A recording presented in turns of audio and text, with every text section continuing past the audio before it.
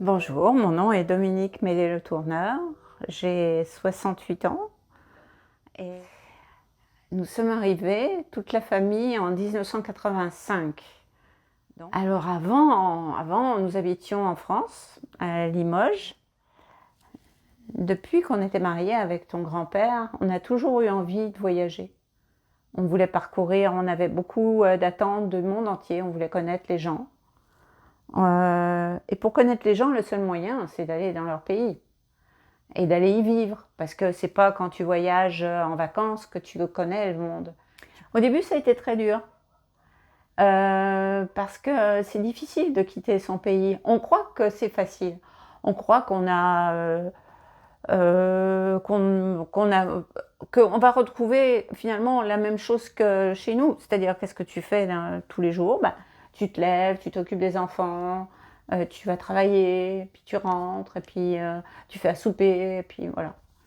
Mais c'est pas ça du tout, parce que tu as de la difficulté pour retrouver des repères. Genre, tu vas à l'épicerie, c'est pas les mêmes choses que ce que tu... Même si c'est la France, même si c'est le Québec, en 85, pour trouver un camembert, il fallait aller à la vieille Europe, et puis il était en canne.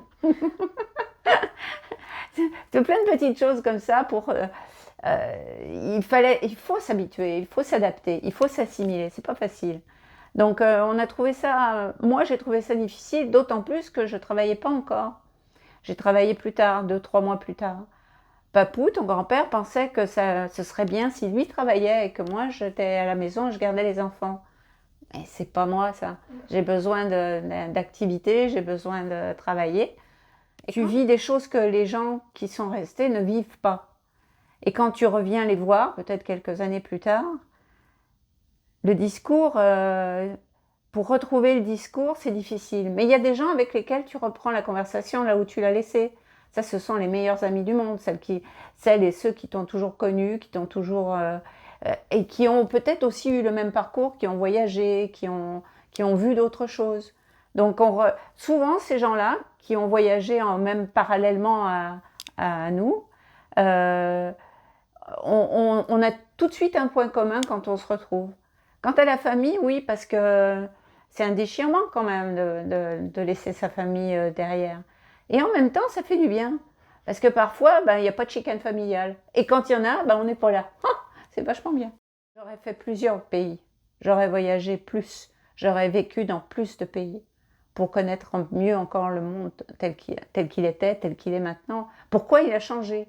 Ce qui est intéressant, c'est le voyage et puis de vivre ailleurs que dans ton pays de base, natal, c'est de pouvoir comprendre pourquoi il y a ces différences, pourquoi les gens ne s'entendent pas, ou pourquoi ils s'entendent si bien. C'est une richesse d'avoir des étrangers dans son pays, mais c'est une richesse d'être étranger dans un pays aussi. J'ai voyagé, ouais.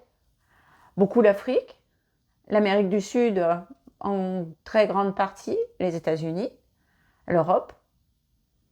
Et il me reste, tu vois, l'Australie et la Nouvelle-Zélande, mais ça, je le fais en sac à dos bientôt.